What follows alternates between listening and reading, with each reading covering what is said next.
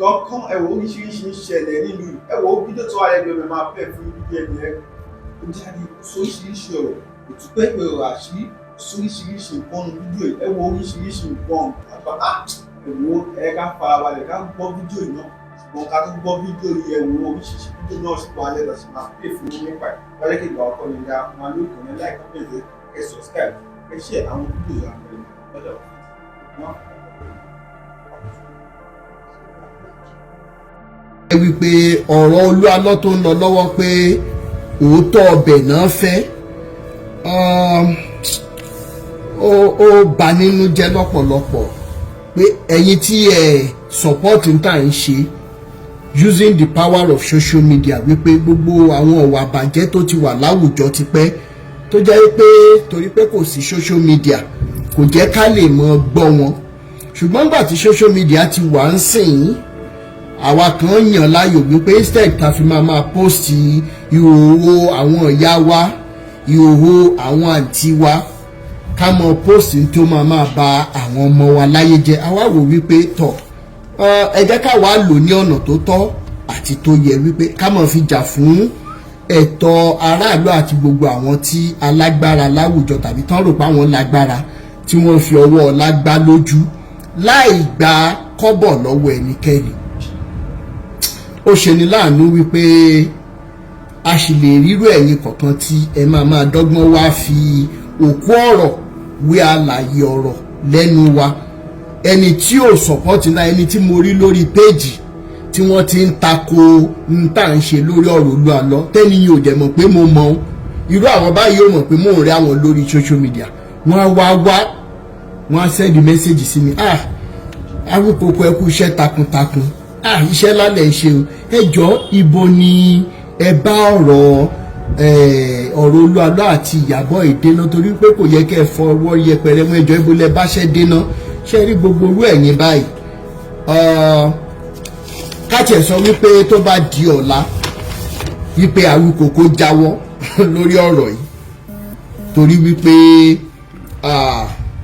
wọ́n ní pé tí onírèéfín bá lóhun òfin ìgbà mọ́ mo fi títóbi Elédùmarè ìṣẹ̀lẹ̀ rí tó ti fín sílẹ̀ gan-an kò lè parun torí wípé Elédùmarè ti fi ojú ìwé Rotimi Daniels Foundation for Peace and Equity ó ti fi hàn gbogbo àgbáyé ó ti fi hàn gbogbo ọmọ Nàìjíríà wípé àparò kan ò ga jù kan lọ àfi tó bá gun orí ebè àti wípé ńkọ́ èyí tó dùn mọ́ wa nújù ni wípé Elédùmarè ti fi hàn wá wípé òun ò gbé ẹnìkankan sípò wípé kó hùwà bàjẹ́ káwọn èèyàn wá sọ ń pa ẹ̀ kó wá di wípé wọ́n mọ̀ dúnkokò mọ́rú ẹni bẹ́ẹ̀ yẹn wípé Ọlọ́run àwọn máa pa pé òun ò kì sí nídìí irú bàjẹ́ bẹ́ẹ̀ ní tó bá fi lè mú kí àwọn tí wọ́n tiẹ̀ kọ sínú Bíbélì gan tó jẹ́ àwọn wòlíì jàǹkànjàǹkàn tán ọkọ̀ ṣé bá bá wọn wí á tó bọ̀ sí àwọn kan tó jẹ́ ọmọ Nàìjíríà tí ìtì ẹ̀ ṣe ọmọ ojú ọmọ Ísírẹ́lì rárá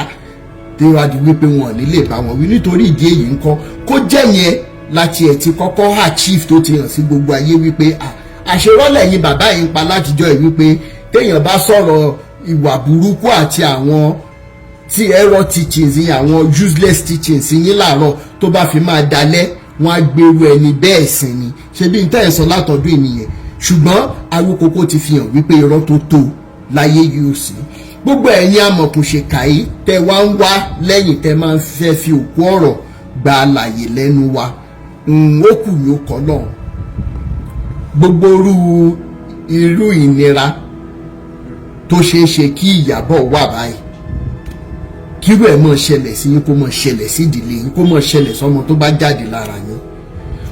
now gbogbo wa la rí n tó ń ṣẹlẹ̀ lágbàáyé káàkiri bóyá ogun láàrin ìlú kan sí kan ní bí míì ní ibì kan ni tá a bá worú àwọn olóṣèlú wa tá a bá worú àwọn tó wà láwùjọ wa ẹ rí wípé àfi tá a bá fẹ́ parọ́ tanra wa tá a ṣetán láti sọ ojú abẹ́ǹkó la máa wò pé politicians báyìí ṣe ń ṣe nǹkan báyìí politicians báyìí ó ṣe ń ṣe nǹkan báyìí. wọ́n ní pé amúkùn ẹrù ẹwọ́ ó lókè lẹ́wọ̀ ẹ̀wọ̀ ìsàlẹ̀ gbogbo wàhálà tó ń ṣẹlẹ̀ lọ́lọ́kùn òjọ̀kan pé bóyá ẹ jẹ́ ká ti assume pé àwọn olóṣèlú wa gan wọ́n ń gbàbọ̀dè fún wa nípa nǹkan tí àwọn tó wà lókè òkun ń ṣe fún wa ní Nàìjíríà wípé kí ilé má bàa tòrò, torí wípé tí Nàìjíríà bá tòrò lẹ́nu ẹ wòye Nigerians tó jẹ́ medical doctors, ẹ wòye Nigerians tó jẹ́ very good midwives, tó jẹ́ good nurses, tó jẹ́ microbiologists, tó jẹ́ pathologists, tó jẹ́ agricultural scientists, káàkiri lọ́lọ́kan òjọ̀kan engineers tí wọ́n wà káàkiri àgbáyé. Gbogbo àgbáyé mọ̀ wípé tí Nàìjíríà for example tí Nàìjíríà bá ní security tí safety wà, gbogbo àwọn ọmọ Nàìjíríà more than 80% àwọn tó wà lẹ́yìn odi wọ́n á padà sílé. Nítorí ìdí èyí kan irú àwọn politicians tó jẹ́ pé bóyá wọ́n ń gbàgọ̀dẹ̀ fún wa wípé kí lè mọ́ bá àṣẹ́tù débi wípé a máa láǹ padà bọ̀ wá síbi ìsinmi, torí àwọn ìlú tá a wà yìí ó kàn tutù ní kì í ṣe bí ìsinmi wa. Nítorí ìdí èyí kan gbogbo ẹ̀yin ọmọ Nàìjíríà tẹ́ bá ṣì wà lẹ́yìn odi tẹ́ ń fi wípé ẹ ti débi tẹ́nìkan ò dé rí, tó jẹ́ wípé bóyá bí bùgà or oppression ló bá dé látọ̀dọ̀ yín, ẹ̀ ń sún ọjọ́ ìbànújẹ́ yín síwájú yẹn lọ kọ́lẹ̀. Àwa tá a dẹ̀ ń jà náà wípé kí lè da káwọn ọmọ wa mọ́ bá di ọmọ ọlọ́mọ tán, k'Ẹlẹ́dùmarè mọ́ sán fún wa gẹ́gẹ́ bí èrò ọkàn wa ṣe rí tá a fi ń ṣe ohun tá à ń ṣe. Nítorí ìdí èyí nǹkan àwọn politicians tá à ń sọ yìí ìdílé kan tàbó mìíràn náà ti jáde.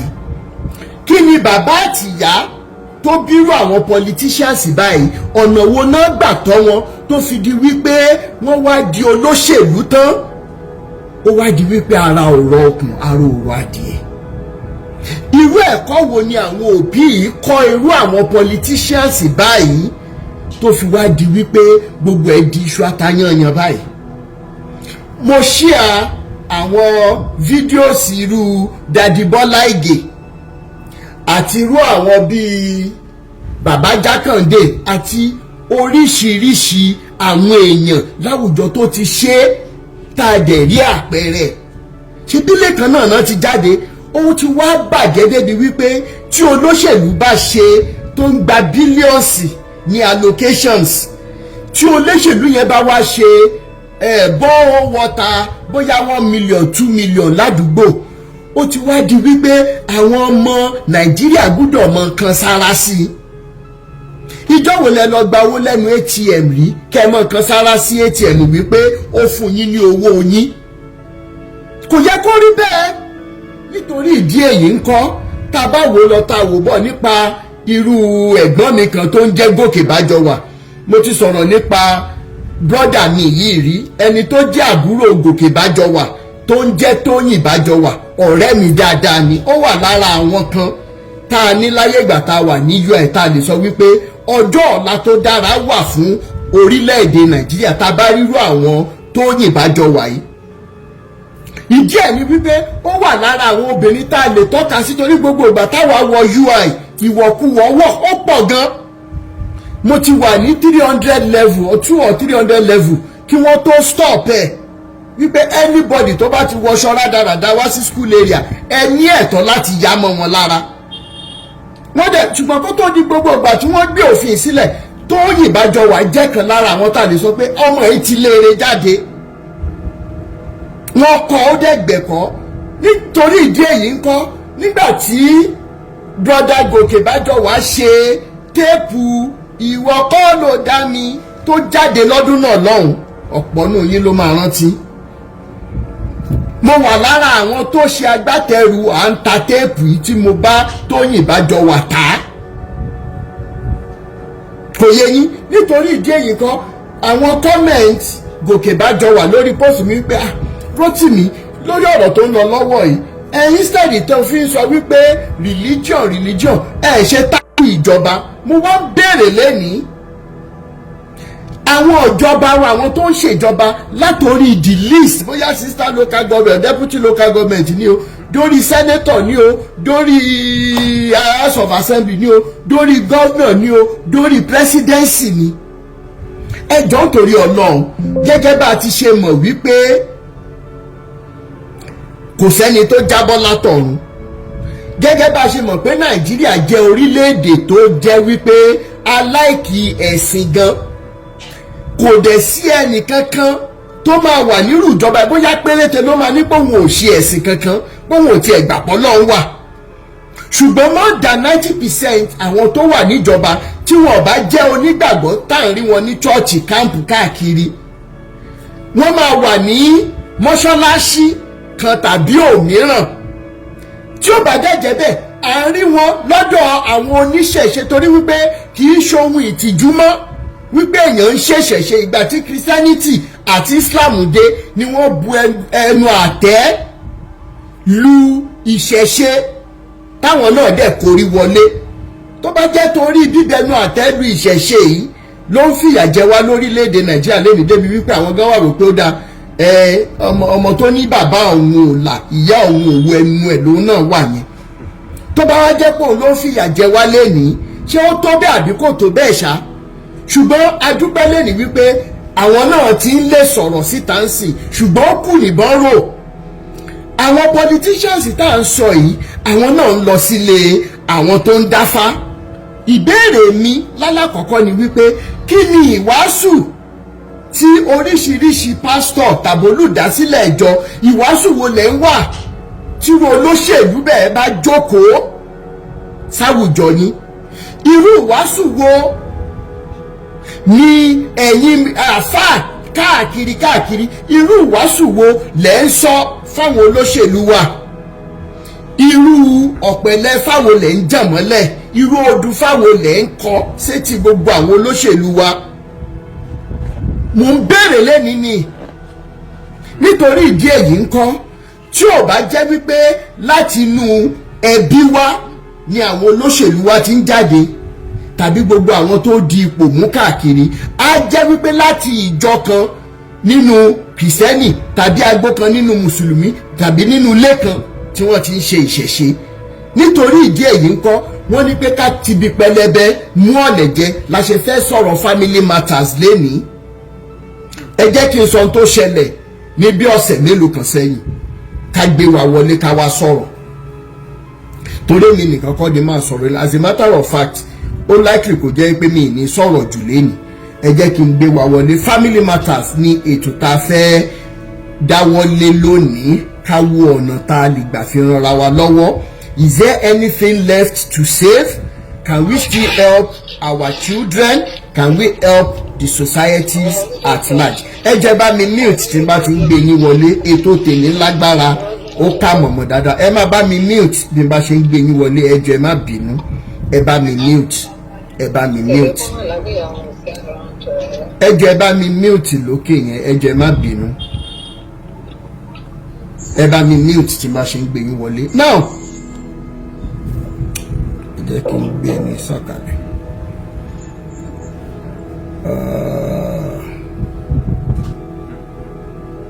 Now kí ni mò ń sọ lọ níbi ọ̀sẹ̀ mélòó kan sẹ́yìn dádì wa kan pè mí mo dẹ̀ wà lẹ́nu iṣẹ́ níjọ́ náà lọ́hùn wọ́n tiẹ̀ ń gbọ́ ariwo mo ní àpé torí mo wà níbi iṣẹ́ ni àwọn ní ṣé kí ipa wọn gba time mo ní àmọ́ wà ní break but a lè sọ̀rọ̀ wọ́n kọ́kọ́ kí àdúrà mọ́lẹ̀ débi tó lápẹ̀rẹ̀ mo ní tí n bá má convert àdúrà yìí sí owó màmá sọ fún supervisor mi pé mo fẹ́ resign kẹ́ torí àdúrà yẹn pọ̀ láti inú ọkàn wọn ló ti wá Afọlákẹ́ ìjẹba mi mute ẹ jọ̀ọ́. now nígbà tí wọ́n kọ́kọ́ ṣe àdúrà yẹn tán ìjọ náà ó dà kò tí ì gbúdọ̀ tó ọ̀sẹ̀ mẹ́ta mo rántí wípé mo bá sista Olúbùnmi 122 sọ̀rọ̀ ọjọ́ náà lọ́hùn the same day ni mo bá bàbá gbẹ́tọ̀ yìí kù sọ̀rọ̀ sista Olúbùnmi máa rántí tí mo bá wọn sọ ọjọ́ náà lọ́hùn wípé ó wù mí ká tún gbégbèsè lórí ọ̀rọ̀ communities tá a fẹ́ base lé lórí family inú mi rò pé wọ́n wà ní comment section wọ́n rántí èyí tí mo bá wọn sọ ọjọ́ náà lọ́run tí bá gbé wọn sókè wọn á sọ fún wa toró onírọ́ ló máa ń lẹ́lẹ́rìí òun wà lọ́rùn. now èyí tí mo bá wọn sọ ni wípé ẹjọ́ a fẹ́ design bíi kí náà ń pè a fẹ́ design banner Rotimi Daniels Foundation for Peace and Equity bla bla bla bla family whatever oriented kíní ta fẹ́ ṣe adẹjọ dúnàdúrà wọ́n fún mi ní very beautiful ideas. Now bí mo ṣe bá wọn sọ̀rọ̀ tọ́jọ́ yẹn ni arákùnrin tí mo fẹ́ sọ yìí ni wọ́n send message wípé àwọn fẹ́ bá mi sọ nǹkan kan. Wọ́n ṣàdúrà yẹn ilẹ̀kùn ṣe ló wá dàbí ìgbà tẹ́ pé ọ̀rọ̀ tí mo bá sister Olúbùnmi sọ àti bàbá Bété ikú pé I need the design bye. Inú wọn dẹ̀dọ̀ sí idea yẹn pé n ta lè ṣe ni kí dẹ̀ la fẹ́ ṣe ni wípé irú ọjọ́ Sunday sí nítorí wọ́n ní tá a bá máa gbàkàrà lọ́wọ́ ọmọdé àátọ́ oyin sí ẹ̀gbẹ́ a fẹ́ mọ̀ ṣe interfamily game competitions ní ọjọ́ Sunday yẹn irú àwọn competition tó máa include kí bàbá àti ìyá kí wọ́n represent family wọn tí wọ́n bá dẹ̀ ti play game yẹn tán ìbá jẹ́ ludo kọ́kọ́ àtìyàwó jọ fèsì ọkọ àtìyàwó mi tàbí ayò ọlọ́pọ́n tàbí chess tàbí table tennis tàbí anything tó bá ṣá any game tó bá ṣá máa jẹ́ wípé ọkọ àtìyàwó ló máa represent home wọn. Very beautiful idea. Bí mo dẹ̀ ṣe bá wọn sọ̀rọ̀ tán ni bẹ́ẹ̀ ni know your spouse. Now bí mo bá wọn sọ̀rọ̀ tán mo ní bóyá bíi 7-8 minutes left on my break ni message dáàdi yìí wọlé pé ṣé àwọn lè pè mí mo dẹ̀ wà ní iṣẹ́ break time ó yá kẹjẹ ká sáré sọ̀rọ̀ wọ́n kọ́kọ́ fi bíi 2 minutes ṣàdúrà tó kìlọ̀ mo ní sà ẹjẹ ká sáré sọ̀rọ̀ tá a fẹ́ sọ torí wípé mo máa tó padà sẹ́nu iṣẹ́ wọ́n lá bínú àwọn ṣe dùn tó ní wípé báwọn ṣe ń bá mi sọ̀rọ̀ pé ilé àwọn ò bá ti dàrú wípé bọ̀ àwọn rí fídíò kan nínú fídíò yẹn ní ìtí ìṣe dread báyìí mo ní òtútù ló jẹ́ kí n máa fi irun mi lẹ̀ torí pé ibi tí mo wà ó jẹ́ area tó jẹ́ pé nínú winter in fact temperature ọbẹ̀ máa ń go as low as -52 ẹ bá mọ̀ tún mọ̀ -52 you will understand that àwọn freezer Nàìjíríà ń yájú lásán freezer Nàìjíríà bóyá -5 -10 I am talking about -52 mo ní sọ kí n mọ̀ jẹun òwọ́pọ̀ kò ṣeé ṣe fún mi mọ́ so òun ni first cap mo ṣáà ṣàlàyé fún wọn ó dẹ̀ wà pa mo ní fídíò wo nìyẹn kò tiẹ̀ nira rárá láti fi fóònù mi wọ́n fi play fún mi kí ni mo sọ nínú fídíò yìí kí ló ṣẹlẹ̀ sí dádì wa yìí wọ́n ní wípé àwọn wo fídíò yẹn ní gbogbo ìgbà táwọn wo fídíò yẹn ní last year distance ti wà láàrin àwọn àtìyàwó àwọn àfi táwọn bá dẹ̀ fẹ́ parọ́ ni àwọn máa sọ wípé distance tó wà láàrin àtìyàwó àwọn pé kò máa affect àwọn ọmọ as a matter of fact ọmọ wọn kan ti wọ university àwọn méjì tó kù wà ní secondary school ó ní táwọn ọmọ ìgbọ́njú bá ṣùgbọ́n gbà tó di wípé separation yẹn bẹ̀rẹ̀ sí ní wà and this is a separation that you can't even see and it takes being humble to admit it if you're not humble enough as a man ó di gbére nìyẹn it will get to a stage where you say you know whatever will happen should happen kó ní kálukú máa dàrú wọ́n lè wọ́n wá bá fídíò yẹn pàdé mo title fídíò yẹn ní she needs me time mo wá lo orin tìmí dákọ́lò ní ṣẹ̀ṣẹ̀ bẹ̀rẹ̀ orin kí ni title orin yẹn náà ẹ̀yin mélòó lẹ rántí orin tìmí dákọ́lò yẹn tó dùn gan yẹn kí ni mo fún orin yìí ṣe náà mo ṣáà lo orin yìí tó ṣe bí wedding báyìí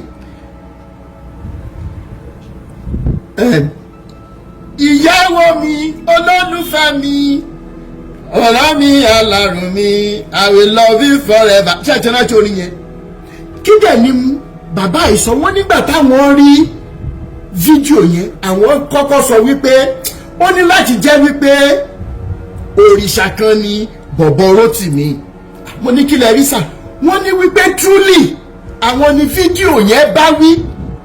Mo ní kí lẹ mean sir. Wọ́n ní wípé lóòótọ́ àwọn máa ń láìkí káwọn hang out pẹ̀lú ọ̀rẹ́ àwọn ọ̀rẹ́ àwọn kì í ṣe pé bóyá àwọn ń kóbìnrin. Now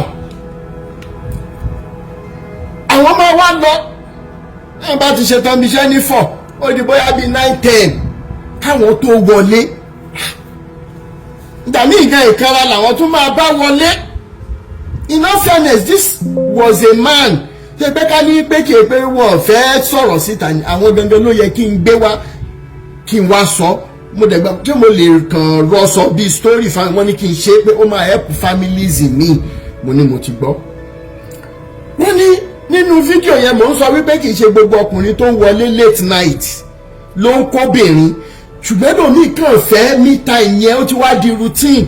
Even gan táwọn ọ̀rẹ́ wọn míì gan bá láwọn lọlé àwọn ló máa láwọn òkè jẹ́ rántí fún ẹ jẹ́ kájọ jókòó jẹ́ kájọ máa sọ̀rọ̀. Irú wọn lẹ máa rí lórí òkè Mọ́kọ́lá nìbàdàn. Kì í ṣe gbogbo wọn ló ń kóbìnrin, kẹ́yìn obìnrin ẹ̀yìn ìyá wa kẹ́ ẹ mọ̀ lẹ́nìí. Ṣùgbọ́n ó ti di routine pé mo kàn ṣáàfẹ́ kúrò nínú ilé ṣá. Meanwhile gbogbo ìgbà tí wàhálà yẹn ti wá ń ṣẹlẹ̀ ìyàwó àwọn náà ti gbé ìgbésẹ̀ wípé ẹ dúró ná arákùnrin ṣé kìí pé kinní kan ìyàwó àwọn ti ń tojú bọlé lórí ọ̀rọ̀ pásítọ̀ pásítọ̀ ti sọ fún ìyàwó wọn wípé àwọn ti lẹ́lòmíì síta wípé so wọn á ṣiṣẹ́ kí ojú ọkọ wọn lè wálé. Kábíyèsí Ọlọ́run ká má fa ọ̀rọ̀ gùn. Àwọn wá ṣe kí ni àwọn wo fídíò yẹn ẹ̀rí ọkàn dẹ̀ jẹ́ àwọn. Ìbílẹ̀ JP Alájà thank you. Kí má fa ọ̀rọ̀ gùn ibi tí àwọn ti ń ṣe fàájì lọ́wọ́ nírọ̀lẹ́ ọjọ́ yẹn ni àwọn ti rí fídíò yẹn. Àwọn pẹ̀lú ọ̀rẹ́ àwọn méjì làwọn jọ wo fídíò yìí. Àní tilẹ̀ ń tọ́lọ́ pé àwọn mẹ́tẹ̀ẹ̀ta jẹ́ agree wípé nǹkan tí àwọn ń ṣe fáwọn ìyàwó àwọn ò dá o. Wọ́n dẹ̀ ní ẹ̀rí ọkàn. Wọ́n ní Mr. Rotimi àwa mẹ́tẹ̀ẹ̀ta làwọn mọ̀ páwọn ní marital issues. Báwọn dẹ̀ ṣe ń bá mi sọ̀rọ̀ níjọ́ yẹn marital issues yẹn ti lọ odò lọ mọ́mí. Torí páwọn wo fídíò yẹn wípé arábìnrin àwọn nìkan ló máa lọ lé ló máa ṣiṣẹ́ òun náà ń ṣiṣẹ́ wọ́n jọ san bills lé ni. Wọ́n á tọ́jú àwọn ọmọ wọ́n á bá wọn ṣe assignment àti oríṣiríṣi nǹkan míì extra. Ìkan lára wọn ní pé ọ̀rẹ́ àwọn kan tún sọ wípé tí bàbá àtìyá àwọn bá tún nílò táìmù fún nǹkan kan ìyàwó òun ló tún máa tún lọ. Ó máa mọ ibi tó máa gbé àwọn ọmọ sí láti lọ tọ́jú bàbá àtìyá àwọn. Á dáná fún wọn ni á ṣọbẹ̀ ni. Nígbà táwọn wá wo fídíò yẹn tán jọ yẹn àwọn mẹ́tẹ̀ẹ̀ta sòótọ́ ọ̀rọ̀ fúnra wọn. Ìta ń ṣe yìí ò dáa ibo ni ká ti mú ọ̀rọ̀ ìgbọ́. Alájà ìrọ̀rùn Manchester oh my God ẹ má bínú okay máa chat yín mà ọlọ́wọ́ amọ́jọ́ jìnnà síra ẹ pẹ̀lẹ́ ẹ kú àtẹ̀mọ́ra. Wọ́n dẹ̀ gbé ìgbésẹ̀ wọ́n wá pè mí jọ ẹ wípé ká ní àwọn ò tètè rí irú fídíò yẹn káwọn dẹ̀ tún gbé torí ọ̀tọ̀ ni pé kí wọ́n bá yàn sọ̀rọ̀ ọ̀tọ̀ ni kẹ́ni yẹn gan fúnra ẹ̀ kó mú un lò. Àwọn mú advice yẹn lò àwọn bẹ̀rẹ̀ sí ní ṣètò ìyàwó àwọn ọ̀hún pé but pastor sọ wípé anyways kò tètè sọ̀rọ̀. Finally ìyàwó àwọn làwọn wípé ó dáa ní gbogbo ilé ìtẹ́ wá náìsì yìí kí ni nǹkan tó ṣẹlẹ̀ gan wọn fídíò arákùnrin kan báyìí ìyàwó wọn náà dẹ̀ ti ń follow mi láti gbà yẹn. Finally wọ́n jọ bẹ̀rẹ̀ sí ní sọ̀rọ̀ and this is where the importance of communications comes in. Wọ́n láwọn wá sọ̀rọ̀ ọjọ́ kan níyàwó wa tẹ́ pẹrẹpẹrẹ ọ̀rọ̀ ní gbogbo ohun tí pastor sọ fún. As a matter of fact, pastor ti ń pè ìyàwó wọn ní ungodly hours. Wọ́n nítorí pé ìyàwó àwọn ó rẹwà, àwọn ò kàn mọ́ yìí ni. It takes a man of true values, core values, to admit this.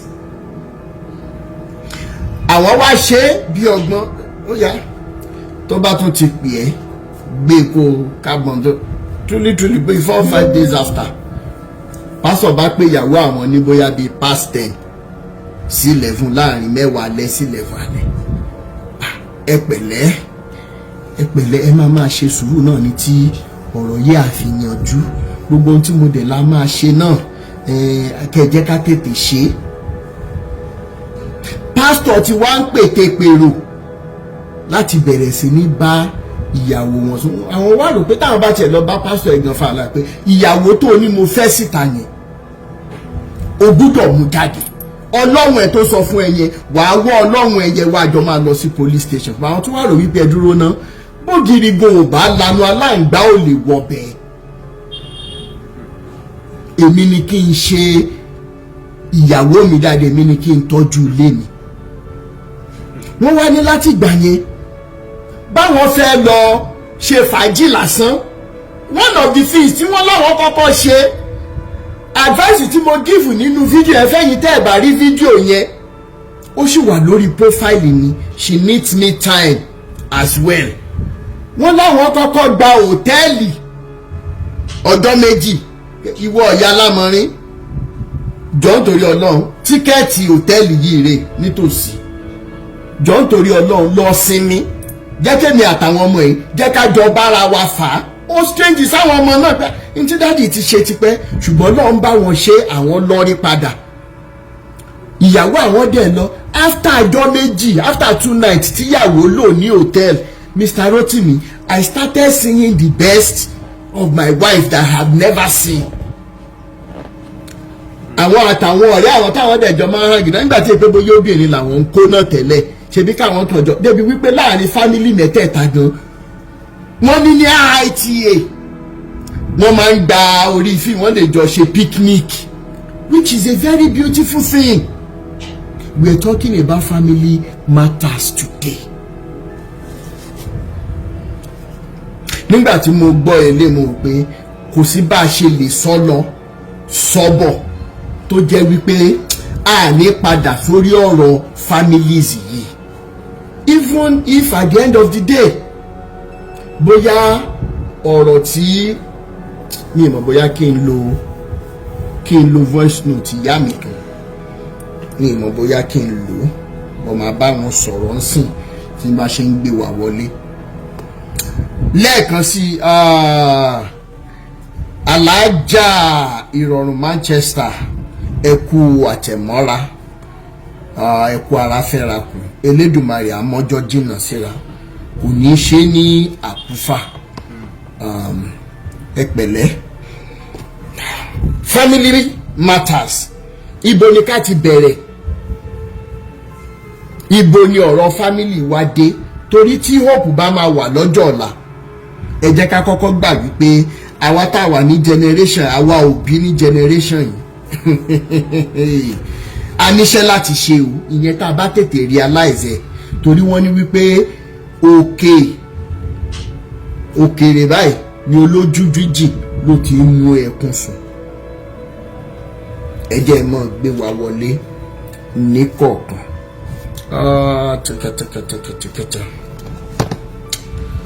Ẹ jẹ́ mọ́ gbé wa wọlé ní kọ̀ọ̀kan.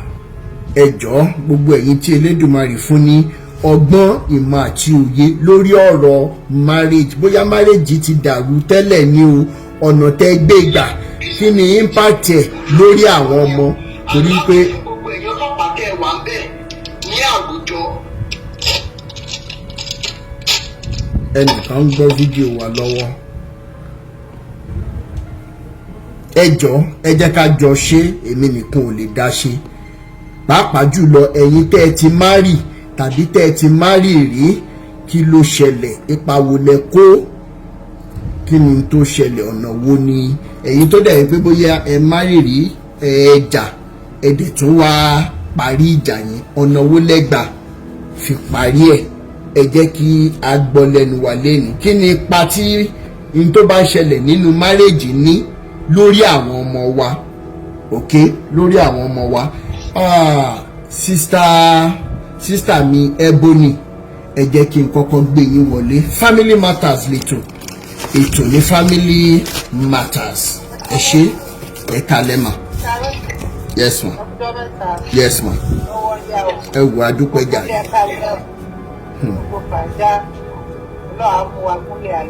Àmín. Nǹkan tí èmi fẹ́ sọ ni pé lórí family gẹ́gẹ́ bí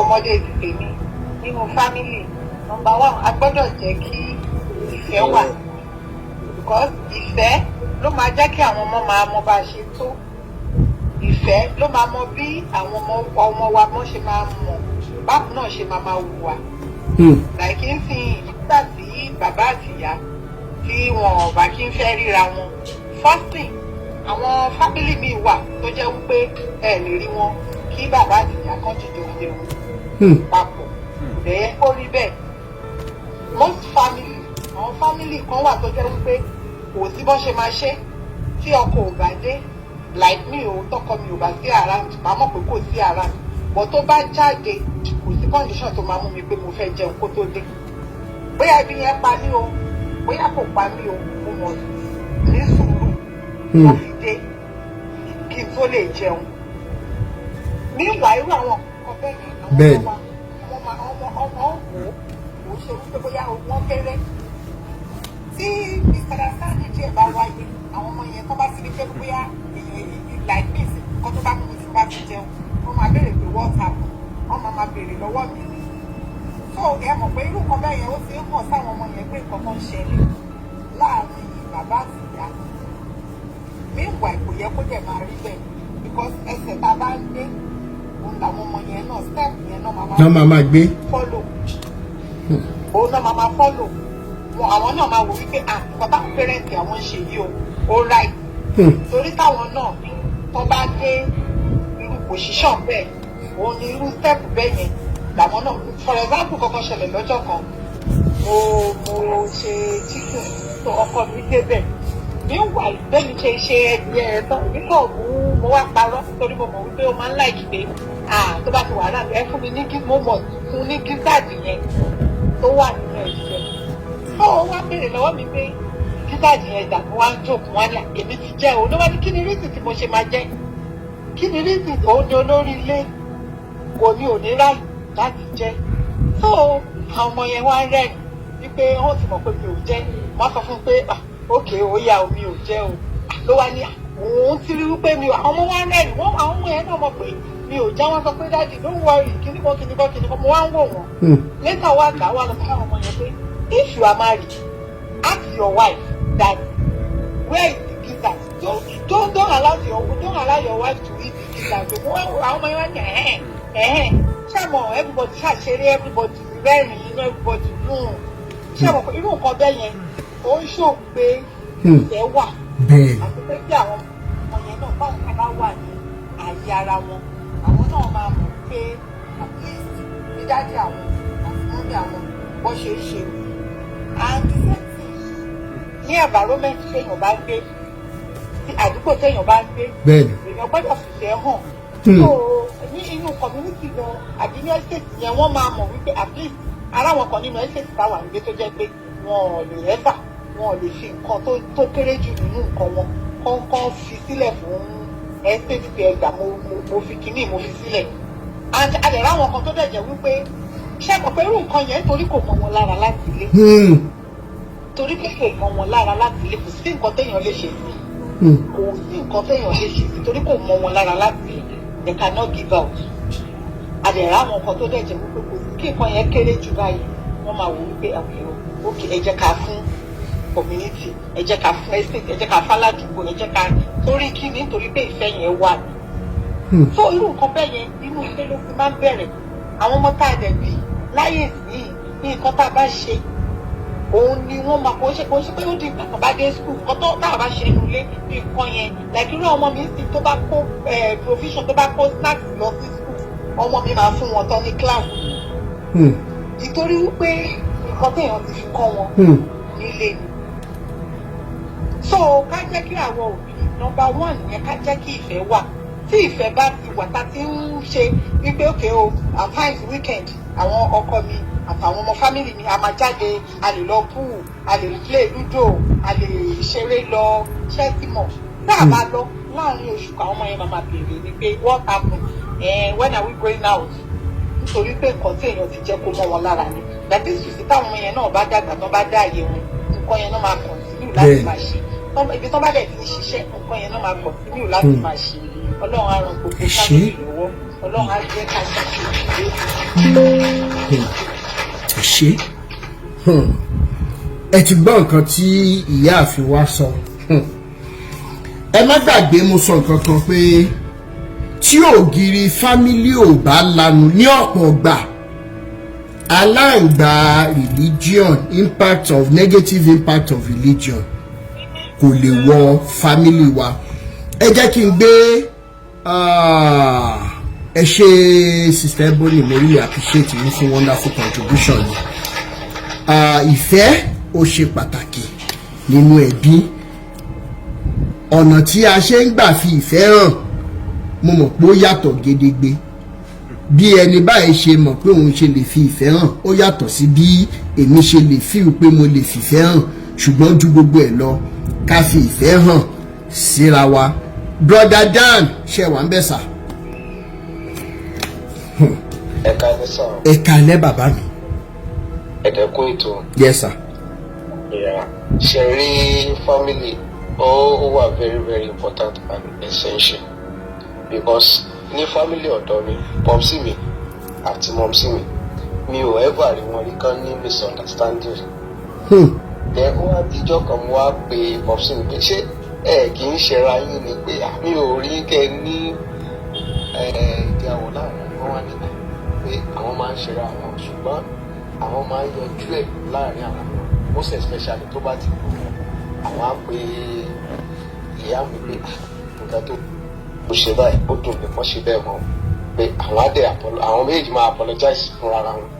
So kìíní yẹn ó wà very very important. Mo learn well from them because èmi àti fiancé mi àjọ ń gbé ní ibi tí mo wà báyìí.